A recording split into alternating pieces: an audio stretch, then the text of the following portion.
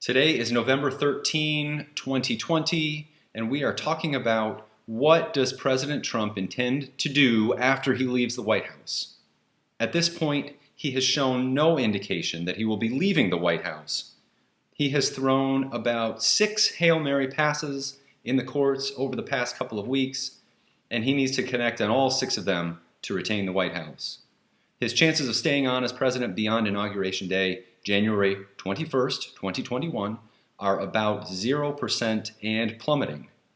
Nevertheless, rumors abound as to his plans for next year and beyond, out of the White House.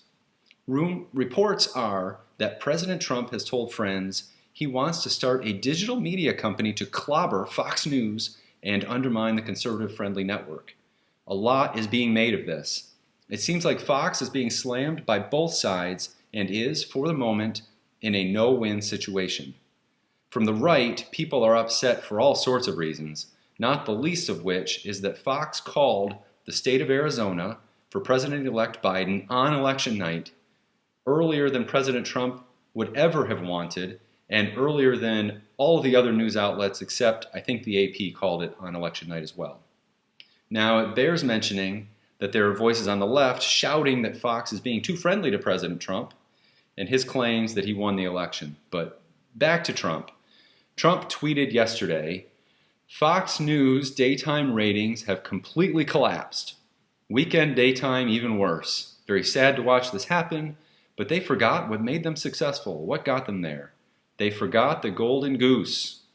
The biggest difference between the 2016 election and 2020 was Fox News. President Trump now calling himself the golden goose. The deal here isn't just that he's attacking Fox News, his one-time home network, because he actually thinks that he's getting a raw deal from them. Trump is attacking Fox News because he wants to build a rival conservative network when he leaves the White House. So CNN pointed this out and connected some dots here. Consider for a moment where President Trump will find himself on election day, on Inauguration Day next year, January 21st. He will be facing personal loans of more than $400 million with a limited number of revenue streams and legal costs up the wazoo.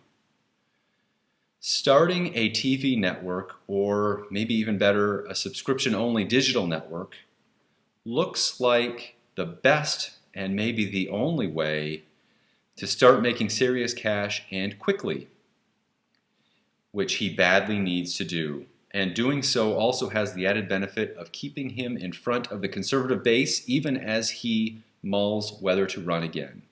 More on that later.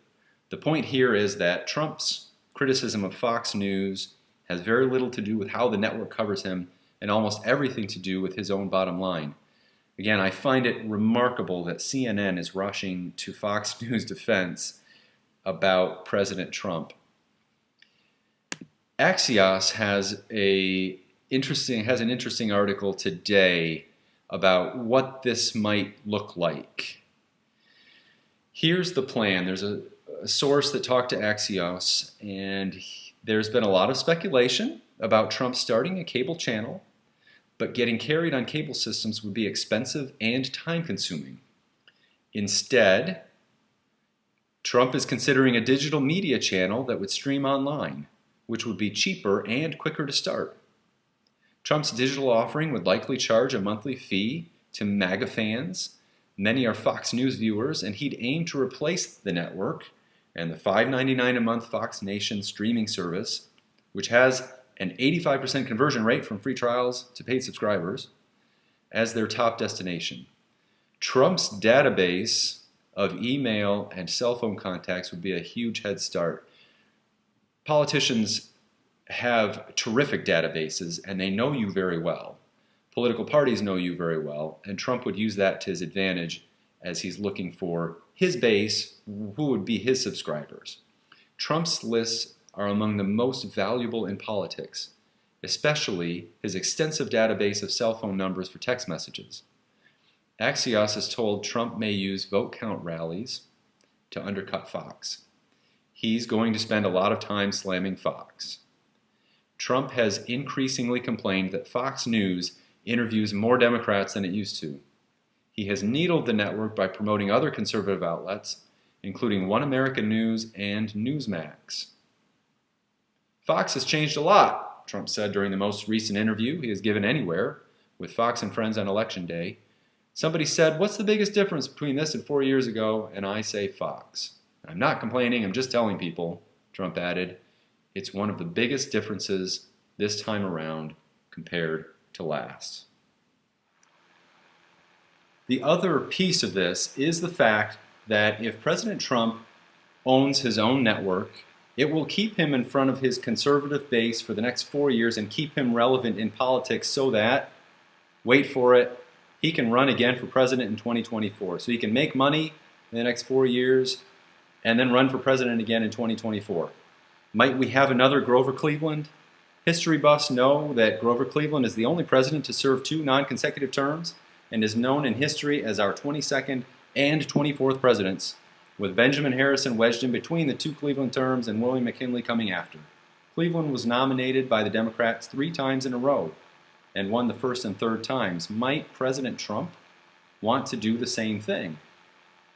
While President Trump has yet to formally concede the 2020 race, according to both Axios and the Washington Post, in recent days, Trump has told those close to him that he plans to run again in 2024. And his decision on Wednesday to publicly endorse Ronna McDaniel for another term as chairwoman of the RNC sends a clear message that he has no plans to relinquish his grip on the GOP solely because he has lost the 2020 election. So says an article by CNN today. And here's the thing for rival Republicans with an eye to 2024. It's very hard to imagine anyone can keep Trump from the 2024 nomination if he wants it. Why? Because Trump is not just the dominant figure in the party, he is the only face of the party. He's the most famous member of the party, and his approval ratings by members of the party are through the roof. CNN's story here compared Trump to Sauron from The Lord of the Rings. What the campaign has wrought is a devastated GOP landscape where Trump is effectively like the Eye of Sauron, a totally dominant and terror-inducing presence for everyone to look upon. CNN is of the opinion that the otherwise leading contenders will all pass on seeking the GOP nomination if Trump runs in 2024. So Vice President Mike Pence, Arkansas Senator Tom Cotton, Josh Hawley of Missouri, and Nikki Haley of South Carolina will all probably pass if Trump indicates he wants to run again, knowing they aren't likely to beat him and don't want to destroy their future chances by trying, and don't want to look bad to the base of the party. Senators Cruz and Rubio might run even if Trump is in the race, but they lost in 2016 and it wasn't very close. That was before he had this cult of personality built up. He'll be even stronger in 2024 potentially. And do they really want to run? Maryland Governor Larry Hogan and Nebraska Senator Ben Sasse, they're sort of anti-Trumpers. But again, do we really think they have a chance to beat him?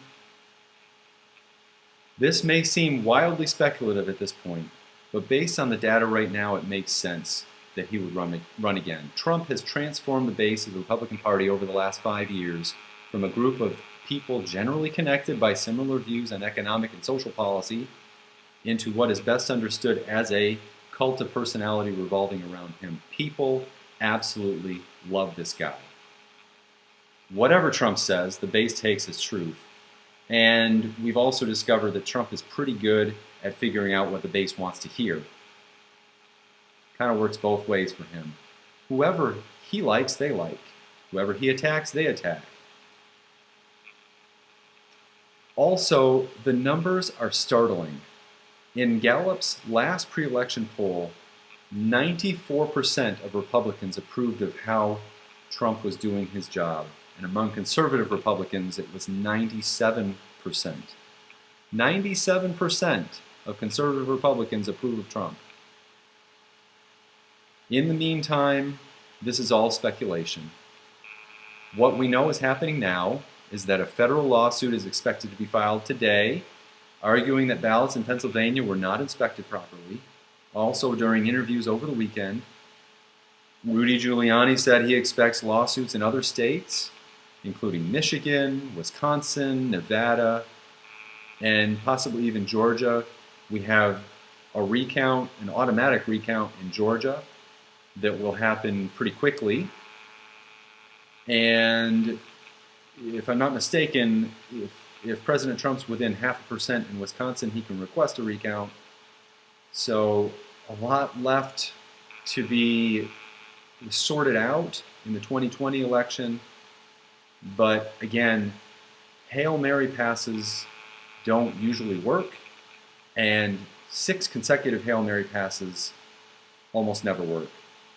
President Trump has to know by now that he's not likely to hold on to the White House for the next term, but he seems to be planning on not leaving the political scene anytime soon and potentially running again in 4 years. Thank you for watching this video. Please comment or give suggestions below. Click on the Political Tangents icon to subscribe, and I hope you check out some more of my videos. Thank you again for watching.